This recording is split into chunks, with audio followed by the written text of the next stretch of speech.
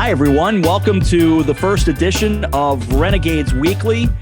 Pretty much exactly what it says. It's a weekly look around the world of the Hudson Valley Renegades. I'm Rob Adams, the new broadcaster for 2021 and hopefully many years beyond. And, well, Zach Neubauer is my sidekick. He's sitting there as well. How are you? I'm doing all right, Rob. This is the first time Rob and I have ever met. We've never talked before, and this will be very interesting. I didn't know that's what your voice sounded like, and hopefully we're not regretting any decisions that we made. But I'm honored to be here. I'm happy to be helping you out, Rob. This should be fun. Hopefully the team will still like me by the time we're finished here. Yeah, whatever. They're going to move on. They're going to go to the big leagues, so we just got to get through a year, right? Exactly. Well, how bad can it possibly get, you know? Yeah. We sit here just a few days away from getting it all started. It's pretty hard to believe. And I've been counting the days for a long time. You're kind of new to this end of the world, but not new to this business, this craziness called minor league baseball. Yeah. So I come from the St. Paul Saints, which it was an independent minor league team in St. Paul, Minnesota. And we basically, it was a whirlwind, like couple of months there for me. Cause while I was working there, we decided to go from independent to a AAA affiliate. And there was a whole bunch of stuff associated with that. And then I up and moved out to the Hudson Valley to join the Renegades, who are now a Yankee affiliate and a high A affiliate. And there's all kinds of stuff associated with that. So I have been both getting used to the area, getting the lay of the land here in the studio, and trying to sleep in between. It's been pretty much my life, man. That's exactly right. And there's so much to talk about as we get ready for first pitch, which is not all that far away. May 4th is going to be here. That's down at Jersey Shore, which even that's new. That's going to be their first game under the new moniker of Jersey Shore. They were the Lakewood Blue Claws forever. Now they're going to be Jersey Shore. So there's a lot of stuff for us to dive into. Where do you want to go first? Oh man, I don't know. Let's talk about. So you were familiar with the Renegades. I am. Prior to this, right? Yep. Yeah. So talk about the jump from like the New York Penn League to maybe high A, because I'm wrapping my head around it, but I didn't experience the New York Penn League, so I didn't really get a chance to see kind of what it was all about, really. I did. I got to experience the New York Penn League as a fan because I was in the stadium as just a fan in 1994. I got to I think one game that year. Obviously, it was such a hard ticket, so much excitement. And we had friends back then who had tickets, and I think they still do, in fact, all these years later. So 1994, there I am at Dutchess Stadium for my first game. And they were a Texas Rangers affiliate, and then they became a Rays affiliate and just had the long run under Tampa Bay and now to the Yankees. But the New York Penn League was very young. It was very raw. We saw some really good players pass through the Hudson Valley. There was a good energy every night with the baseball that was played, and teams from all over the Northeast, Vermont and Lowell, Massachusetts, and out to Ohio and West Virginia eventually. And it was quite a fun time in the New York Penn League, no question. Yeah, we're doing kind of we put out today actually. Sort of the first bit of our promotional schedule for the year. So we just covered like May, but I believe in May, or it's one of the later dates, we're doing kind of an ode to the New York Penn League where we kind of try to celebrate, because that league doesn't exist now, because I believe that classification doesn't exist now. That's right. To explain, the New York Penn League, and I'm sure many of our fans know this, but the New York Penn League was a 76-game season. It was what they called a short season Class A. Now that doesn't exist anymore. There are no short seasons. There's full season, which at this point for this year is 120 games. That number could change next year, obviously, as we get back to the quote unquote normal, whatever that may be. Mm-hmm. But right now, we're 120 games for this year. So that in and of itself, Zach, is a big deal because we're so used to 38 nights at Dutchess Stadium, and now we're jumping to 60. So that's pretty important right there for fans to note. Yeah, 38 games at Dutchess Stadium versus 60, and starting in May versus starting in mid-June, I think normally is when they would get going. It felt like it was almost always June 18th, which happens to be my cousin's birthday, who lives out in Orange County. So I always think of that. And he's a big Gades guy. He'll happy future birthday to my Chad. I don't know. Is that his name? Chad? Yeah.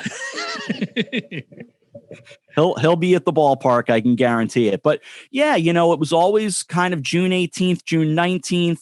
And it felt like Aberdeen every year, which kind of funny. Maybe the schedule makers were just lazy. They were like, I don't know. Who knows? Last year seemed good. Do that again.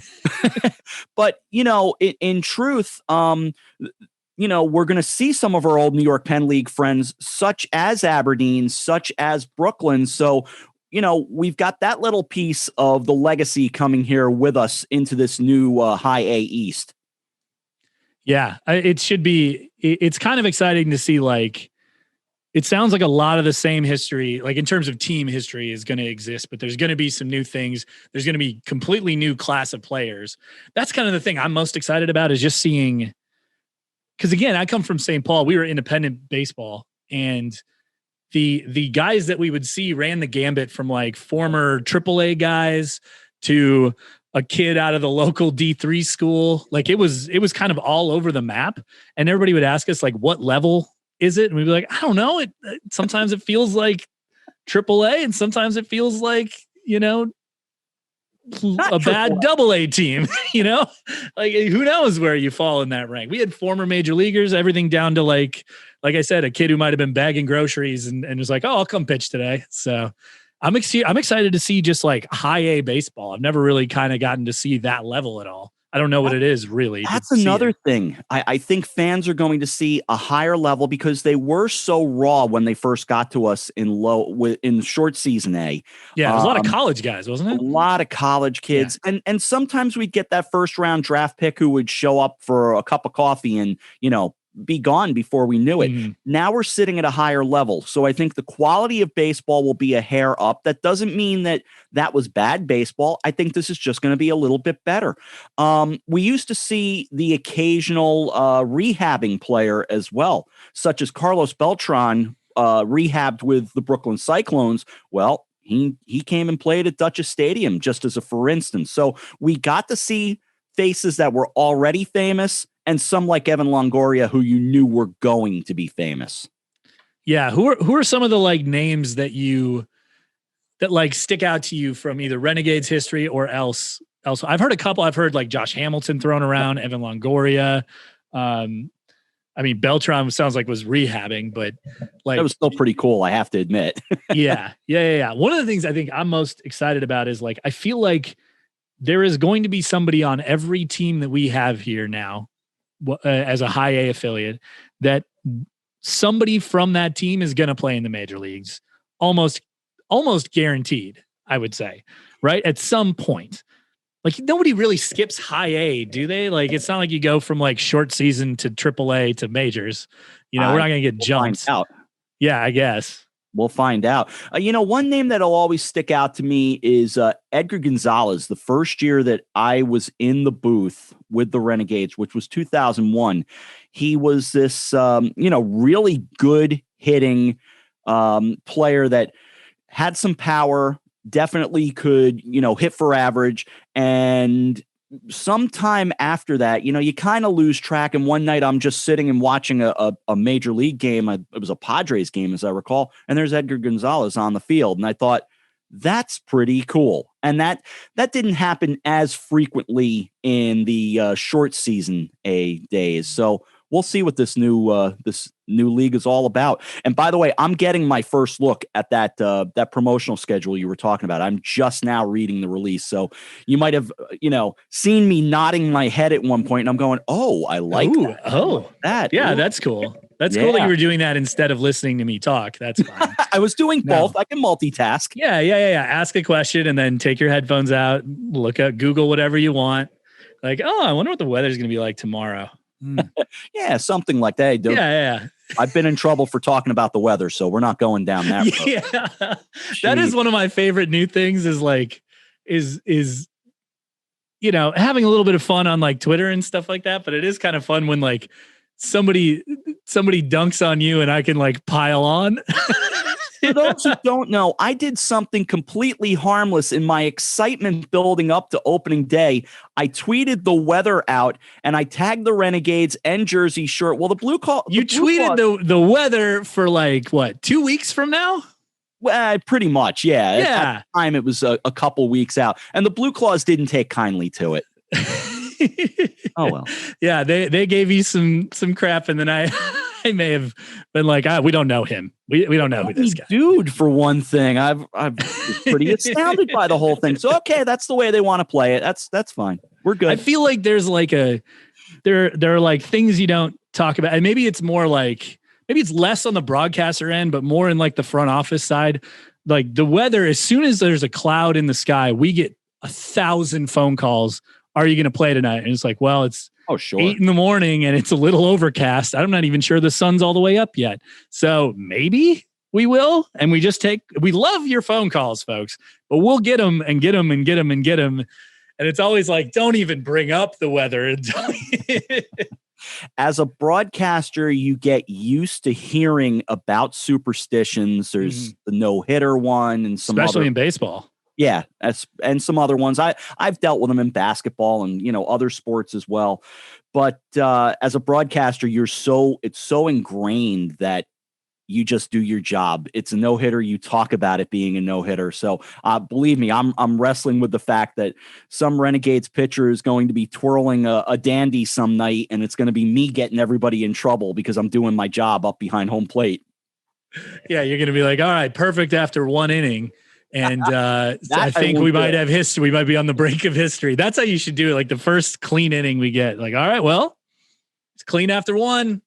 I mean, get out the record books, chalk up another no now. Absolutely. Just get right into it, man.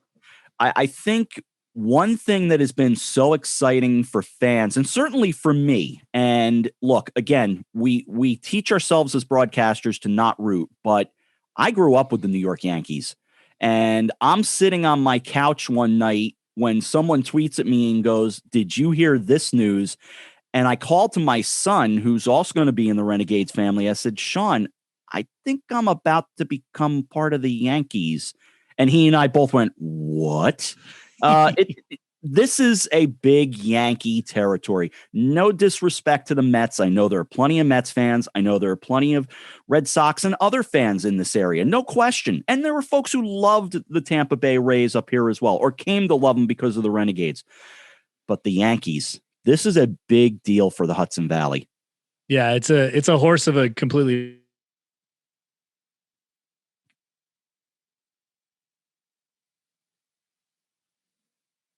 different color. Like the AAA situation. I'm getting distracted because like all of my computers that I have up in front of me just paused. Can you still hear me?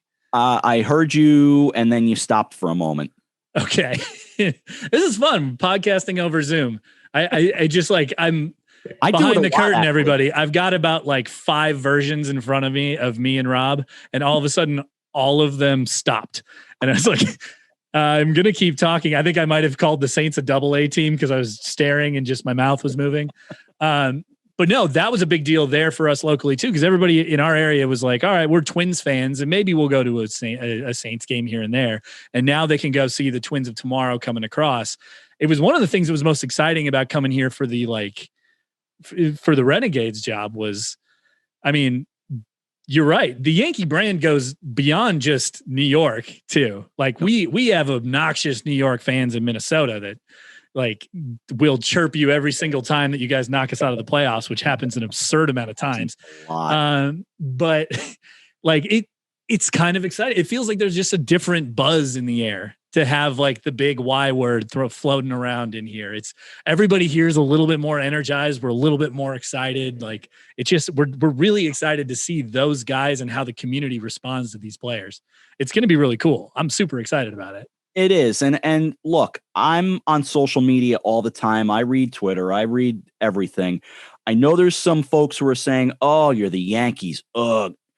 Come out and see, first of all, support these young players, regardless of what organization they're in. They can move around, but you know what? They're just trying to get to the next level. They're trying to get to a major league dream. So first of all, come support them. But not everybody's got to be a Renegades fan in the ballpark either. Come out and support who the other team is.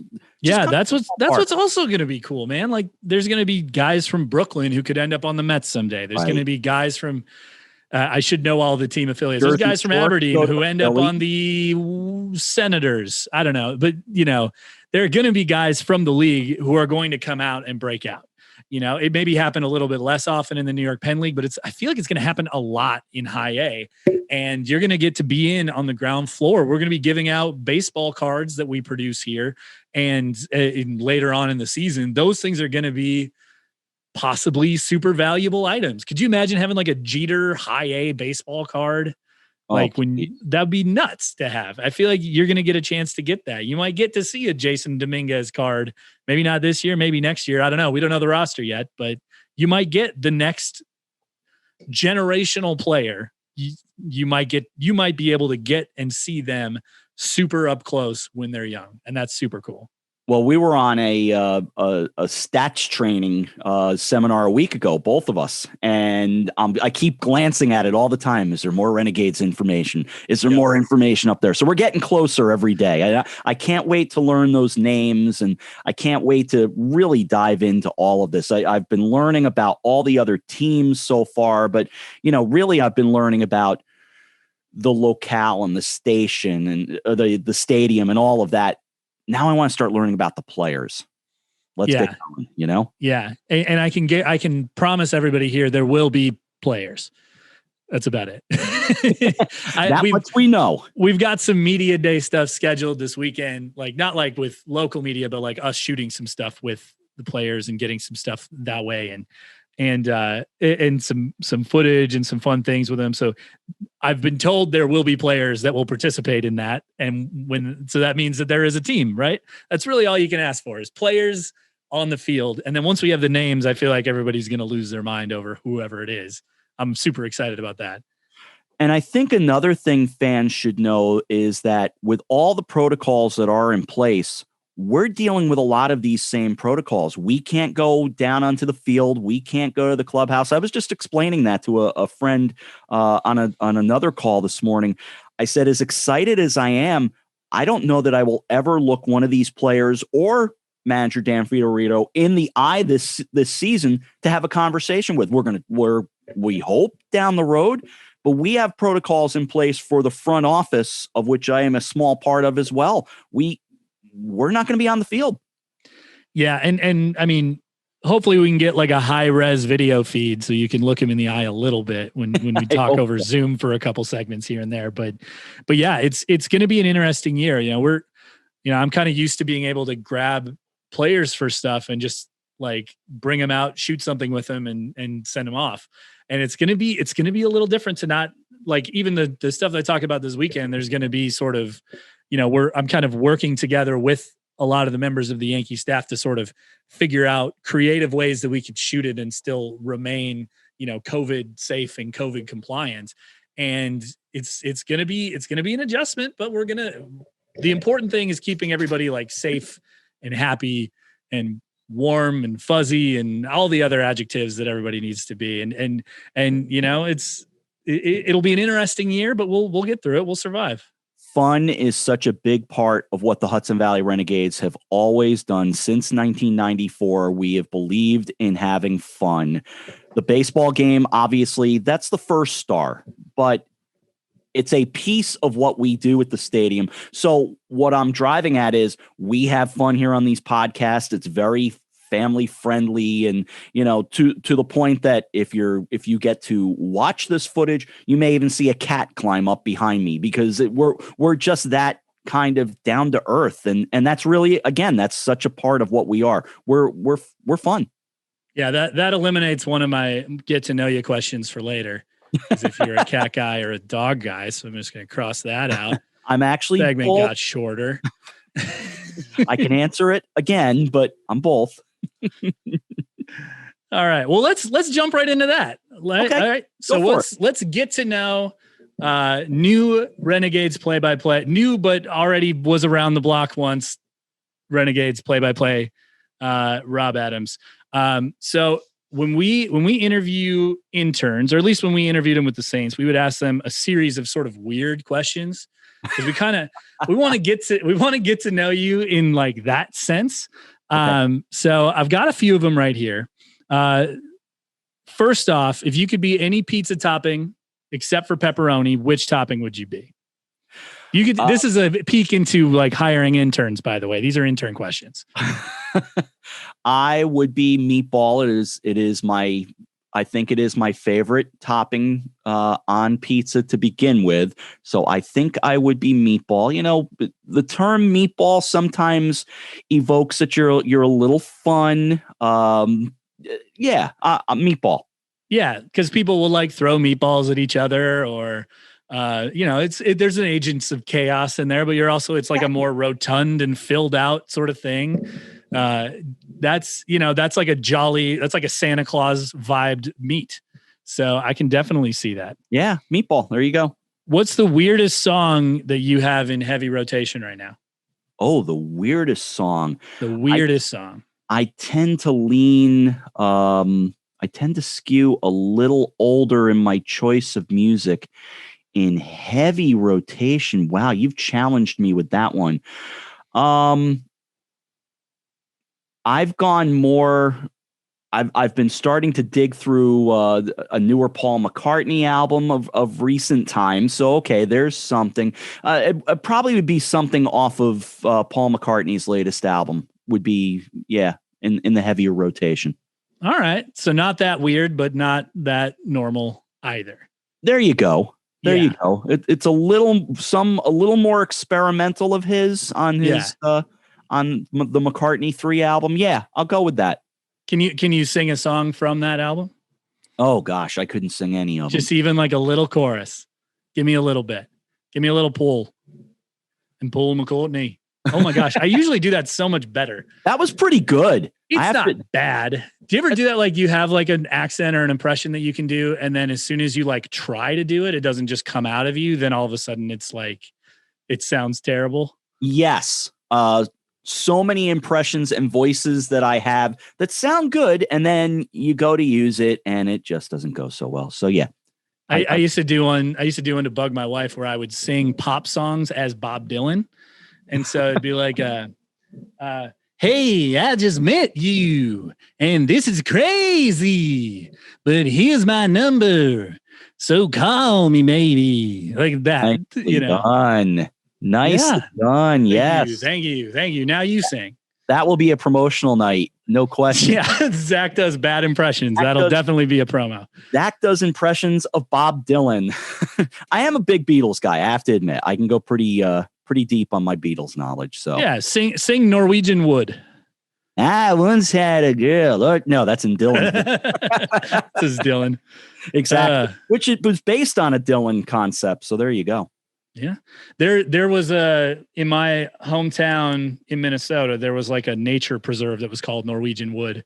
And then I never got it until I got much older and like got into like Rubber Soul and was like, oh, there's a song called that. They named this song after that nature preserve.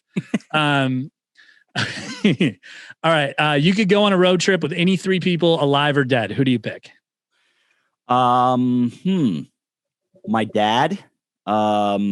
Because he was my original I was his original co-pilot, and he's been gone a long time. So I would love to go back on a road trip with him. My son, who is my current co-pilot and is just great as a companion on the road. And I will pick my friend Susan because I think she has the knowledge to be out there on the road, likes the experience, and you have to be open-minded. You have to have the right people in the car with you. So that chemistry, it's like I talk about chemistry in a broadcast booth. Chemistry in a car for a road trip is huge. And you have to have that right combination that is willing to stop at somewhere crazy, like a south of the border type of place if you're driving down 95, or Wall Drug if you're driving out toward the west. You have to have that sense of adventure. So I drove from Minnesota out here, and my younger brother Tanner came along with me for the trip. And I was like, all right, I think he's going to be a good road trip buddy.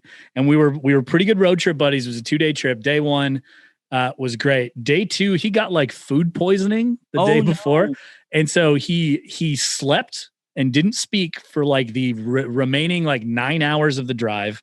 I had to do the whole drive myself. At one point I had to pull over so that he could use the ditch. And then and then I drove pretty much with him in silence for the rest of the way. And I was like, we started off so hot because you get all that sort of like small talky stuff as you start going. And then once all that's gone, then you have to like figure out ways to entertain yourself. And that's a challenge. That is a challenge. You never really know how that's going to go. Yeah. So I'd give him a C, probably a B- because it's probably not technically his fault he got food poisoning. We were eating just fast food and like chips and jerky and stuff that we had with. So yeah, I guess that's probably not his fault. I was a little surprised you didn't go with any famous people. You went with like an attainable road trip. I did. I went friends and family on that one. Because I don't know who would be good as famous people on a road trip. There's nobody from history or from arts and entertainment that you're just mildly interested in spending some time with. Well, like it would be a lot of time, I guess. So like Ben Franklin might get weird, but like, yeah, I'm not sure I'd want to go on a long road trip with Ben Franklin, but I think somebody creative like a McCartney to be able to pick their brain, or a John Lennon to understand exactly what they were all about. And John Lennon had his fair share of cars that he was pretty fond of, so he could be kind of fun. Other historical people, I would think someone who has occupied the Oval Office would intrigue me, just because I'm not a big political guy, but just someone I like presidential history. So to pick their brain, but it would probably have to be. Now I have a feeling someone like a Bill Clinton, a former President Clinton, because he'd be more likely to want to stop at Waffle House like me. Yeah. Well, and that trip could get wild in a hurry too. So, so maybe. All right. Yeah.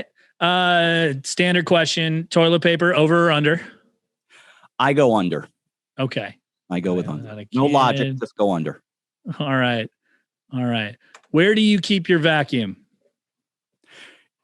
It's here in the office, and it's literally right over my right shoulder, leaning up against a wall.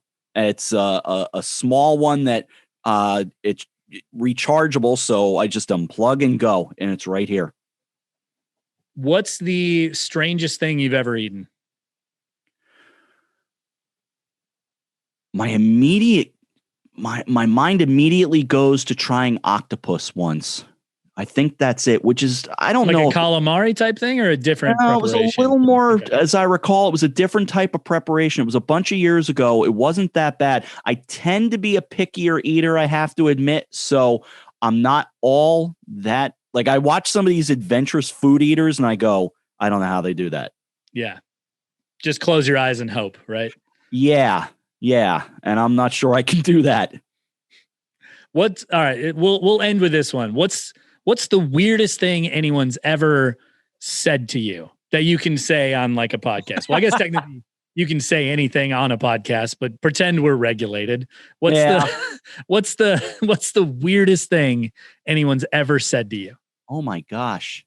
The weirdest thing anyone has ever said to me. Wow, am I drawing a blank there? Other than, hey, would you like to be the Renegades' new broadcaster? That might be it. Yeah. Somebody lost their mind there. Yeah, somebody definitely lost their mind there when they offered me this. Geez, you get told so many things in broadcasting.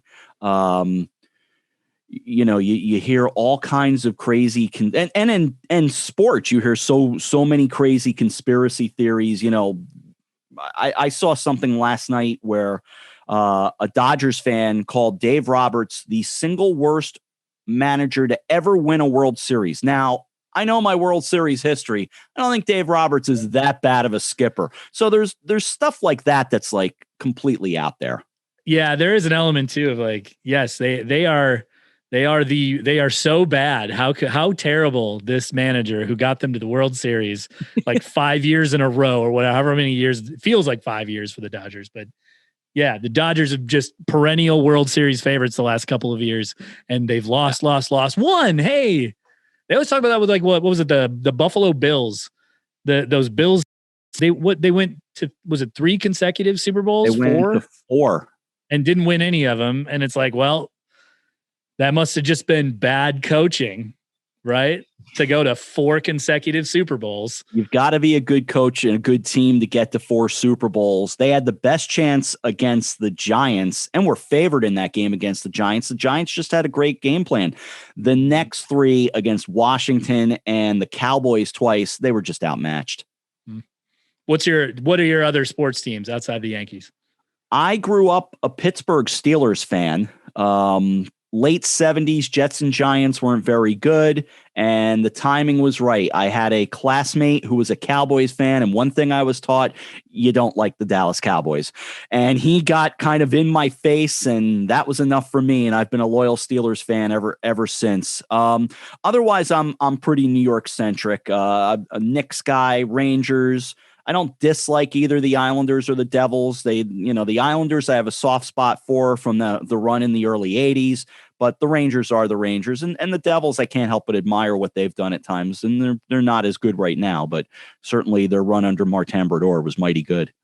Yeah, liking the Cowboys is very similar to like liking the Yankees. It is. Like outside of the area, right? Like there were diehard Cowboys and Yankee fans in like rural Minnesota who have never been on an airplane in their lives, and they just worship those 2 teams. Yeah, that sounds like, right. All right, man. That's cool. I'm trying my hardest to convert to Yankee fandom, by the way. I'm working on it. I'm getting there. I'm working on it. Ooh, that's going to be a tough sell though. It really is. There's a lot of heartbreak in my life. It's funny because like, it's almost like there was some movie, I can't remember what it was, but there was like this invading empire and this kid who had grown up to resent them because they had like murdered his parents or something. And the kid was like, don't you remember? You came to my village, you burned it down, you killed my parents. And he goes, for you, the day that I graced your camp was the most important day of your life. But for me, it was a Tuesday. And that's how I kind of think that like the Yankees don't probably even register that they just ruined Minnesotans' lives for like 10 years consecutively. And like, we're all just like, oh, I can't stand the Yankees. And like, who is this? Who are you guys? Where are you guys at? You're in the middle of the country. Minnesota? We just sort of steamroll you onto our actual series. Yeah. Okay. Sure. Be mad at us, I guess. Okay. So yeah. But I'll get there. I mean, there's something magical about seeing like the guys at like the lower levels climb the ranks, that when I see them get to Yankee Stadium, it's going to be like, yeah, go Yanks. There you go. Yeah. There you go. See, it's going to be such a great time. And I can't even believe it all starts next week. Yeah. On our end, yeah. yeah. I can't even imagine. Let me interview you a little bit for a moment. I didn't sign off on this. Well, I'm going to host it, and you can always edit it out. Yeah, sure. What's behind the scenes like for folks who don't get to see? What's it been like in the office, and especially for you, who is so new? Yeah, it's been interesting because part of it is like, in the pandemic, there were all sorts of challenges. There were all sorts of staffing decisions that we had to make. And that coming back into it now, part of it feels like you're a little bit in like a CSI land where you're just trying to investigate what happened. What did you guys do before? Where is this file? What is this? Where is that? Why is this? It's mostly like when I first got here, I got here in like March. It was a lot of like, all right, we're getting excited. We're thinking about what we want to do. We're all talking about the different ways that we can approach things, different things that would be really fun to do. And then it's like something about like last week, we're all just like, all right, where are we at with all these things? Oh, they're all coming due right now. Great. Yeah. Okay. Well, all the stuff that we've been thinking about and planning for, it's like now you actually have to go out and do it. And everybody's got like a little bit of a frenetic energy, which is kind of fun. So it was like that every year in St. Paul. In St. Paul, we were like, all right, we got all these great ideas. You sit there, you build your whole schedule out, you're all excited. And then it's like a month before the season and everybody loses their mind because they start realizing how many things we actually have to start checking off the list to get ready for opening day. So like right now, a week out from the team starting on the road, like everybody's blood pressure is like up here. Like, all right, we're good, but it's frenetic. We got a lot of stuff going on. We've got, right before we recorded this, I got pulled out to go talk about cameras for like 10 minutes just because people are just in and out and randomly popping in. And like, there's just a lot going on and it's fun. It's exciting. It's stressful, but in a good way. It's like a lot of that. I'm supposed to be one of those people randomly popping in because we have radio to talk about and we have to talk about setting up the booth and making it work in 2 weeks for the radio side. Yeah. It's crazy that you and I haven't communicated before this. I know it's incredible that but at least I've talked to Steve Kleiner. Right? So you got Steve under your belt. You're all right. Yeah, I guess you're all right. What else you got? What have you seen of the Hudson Valley, if anything, so far? Yeah, so good question. It was my birthday on Friday. Oh, happy birthday. Thank you. So my wife flew in and I was kind of like, let's just take the day. We're going to go check out the area, take in everything that the Hudson Valley has to offer, or at least a good chunk of it. So we spent a lot of time in, the ballpark's pretty close to Beacon. So we spent a lot of time in Beacon, hit a couple nice restaurants and I'm trying to think of what you would call it. I guess it's just a bar with there's a bar. I'm trying to remember the name of it, but there's a bar attached to like a movie theater in Beacon. Okay. And it's really cool in there. And we stopped and had a cocktail there. It was pretty nice. We went up to Poughkeepsie and just sort of checked out Poughkeepsie. Went down by the river and kind of checked that area out. Drove through Marist and drove through Vassar. We checked out Wappingers Falls and like sort of drove through that town. She kind of wanted to get a feel for like the area and places we might want to live. So it was a lot of just like cruising around, just looking at stuff, which was pretty cool.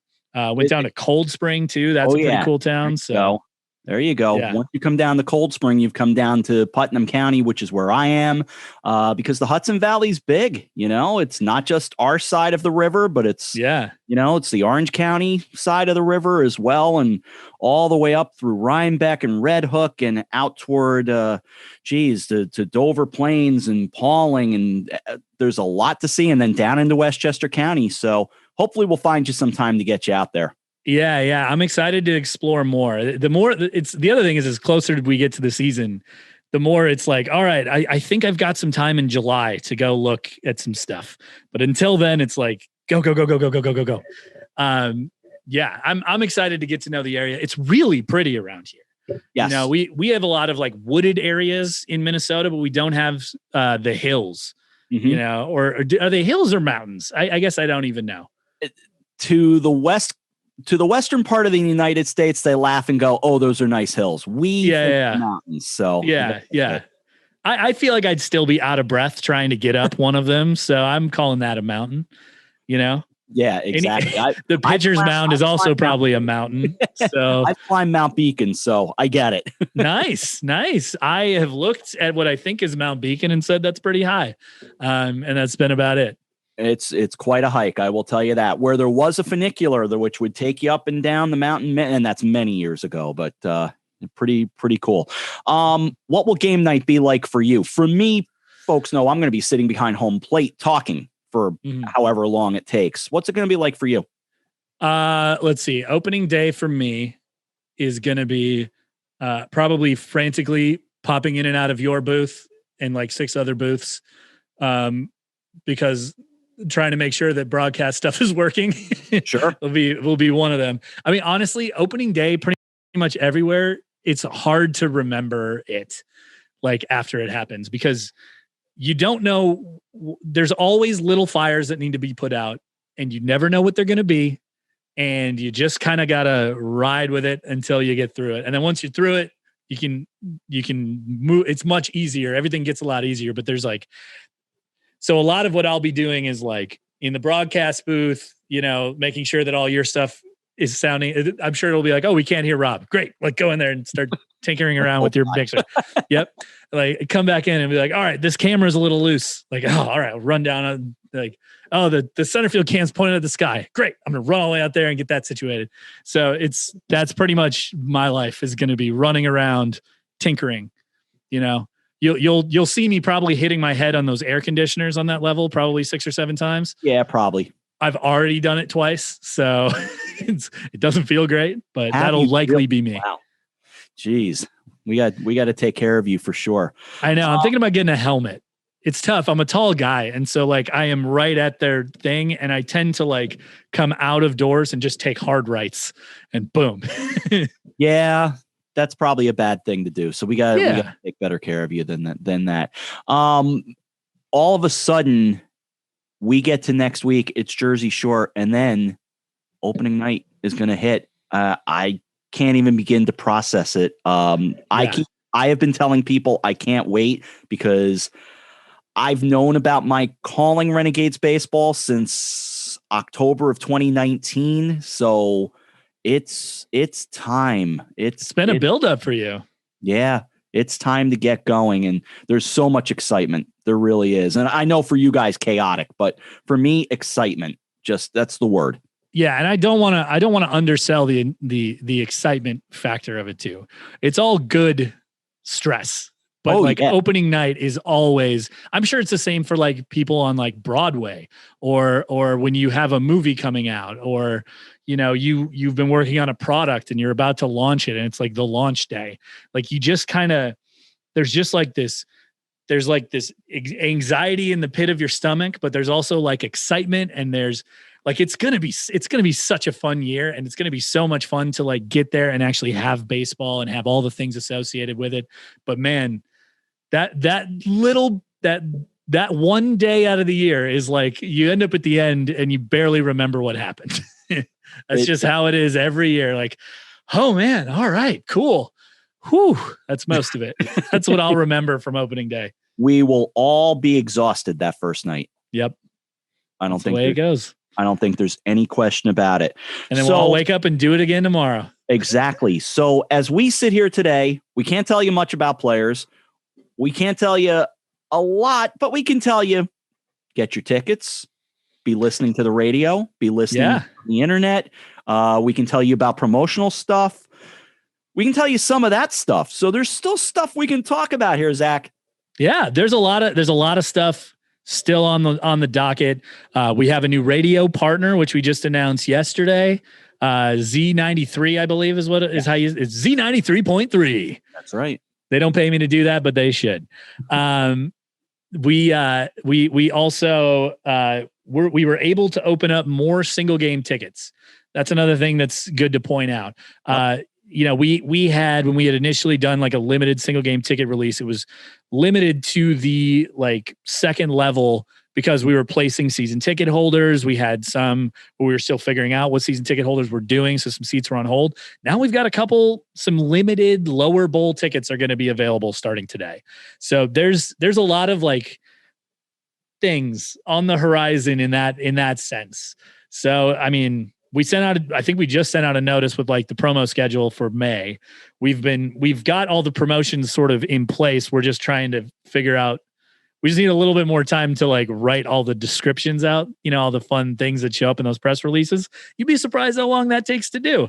So like, let's just put May out and then everybody can have May. And then, so June through September will be coming shortly, but we got a lot of fun stuff this year. We're going to be paying homage to the infamous night that Rick Zolzer got thrown out of the game by the umpire. So if you guys are a fan of bobbleheads and a fan of the Zols, there's something for you coming on later this year. We got all kinds of fun stuff. I'm really excited about this year. I think it's going to be a really fun year. You mentioned farewell to the New York Penn League. I see that one Saturday, May 15th against the Iron Birds, 6:05 p.m. So yeah, there's one right there that we'll be looking at. I saw the birth of music videos on television, which I do date back to MTV. So, okay, I can fit in with that one as well. And opening night, come out and get a magnet schedule, which I will tell you, my mom had a magnet schedule hanging on her refrigerator from the Renegades until her dying day, and it's still hanging on the refrigerator. So, well, she can't remove it, right? It's welded itself to the exactly right, because I think it was from 2009. So she loved her Renegades for sure. Yeah. No, it's going to be a fun year. There's a lot of fun stuff. We're trying to do some fun stuff we've got these new LED lights that we installed, which are going to be kind of cool. We're going to do some light shows and some fireworks shows throughout the year. The light shows are going to be like DJ Zach on the lights, 1s and 2s. So that's going to be kind of fun. We're going to be playing around with them a little bit even this week, but yeah, there's some fun new stuff. We've got, in order to stay like COVID compliant, we're going to be setting up like a little promo zone where like a lot of the fun stuff that Zoles does during the games is going to be kind of off in its own separate area because we can't have people on the field this year. Yep. But we got a lot of fun stuff planned happening in that area. It's going to be it's going to be all the Renegades stuff you love, plus the Yankees, plus me. I'm awesome. I don't know. I'll throw in a little something to the mix. You are, no question. I mean, having just met you, of course. Yeah. You tell me how great I am. I'm yeah, come on. You're great. I mean, you've been great to work with so far. I mean, you've thrown me under a bus a couple of times, but it's okay. You're fine. You're fine. I think we'll get along just great. Oh, stop. You're making me blush. Oh no, don't do it. Don't stop it. More. Yeah, exactly. I understand how this works.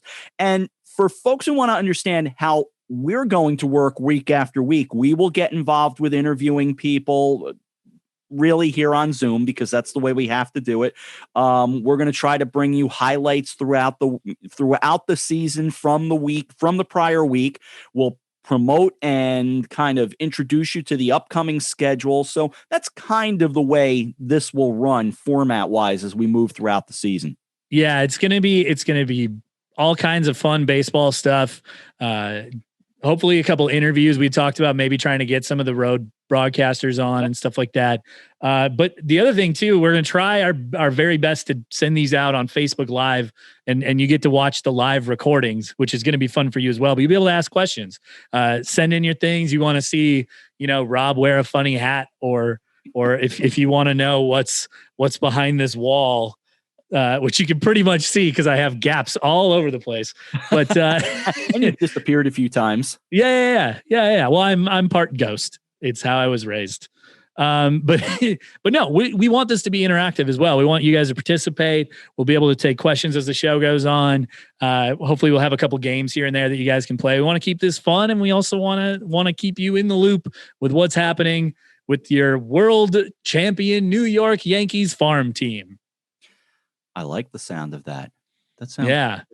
It hurt my heart a little bit to say it, but I'm getting there. I'm on the way. You'll be okay. You're going to be part of the family somehow. Yep, exactly. I have friends who are like, because I grew up a Twins fan. They're like, oh yeah, if you work in baseball, you must like. They start asking me Twins questions. I was like, during the season, I have no time to watch any baseball except the baseball that's put in front of me. So I'm going to be the biggest Renegades fan in the world. And whatever they do after that, they can go do. That's fine with me. They can do whatever they want. We'll probably clear up some misconceptions about the life of working in baseball as we move throughout this as well. Yeah. They're like, oh, did you see that Rays Oakland game? And I'm like, no, I didn't. No. Like, what do you remember about this game? It's like, I remember being under the rack trying to plug something back in. That's what I remember. Yeah, that's pretty much it. Yeah, that's pretty much how it goes, right? Yeah. How it goes. We'll have lots of stories for you throughout the season. And yeah, we want to get to know you and we want you to get to know us. And we'll have a lot of fun with this. No question. Awesome. Well, that's all. I mean, that's all I got for episode 1, Rob. Do you got anything else? Anything you want to close out with? Or was that your closer? Did I just step on your closer? Not at all. You did not step on a thing. I'm saying, let's play ball. Let's get to it. And we'll see you sort of next week. Sort of. Well, we'll see you on the podcast, but we'll see you for baseball next week. Sort of. Yeah, there's going to be baseball happening. That's great. That's great. That's exactly great. And then in 2 weeks, we will really see you at the ballpark for game number 1. Can't wait.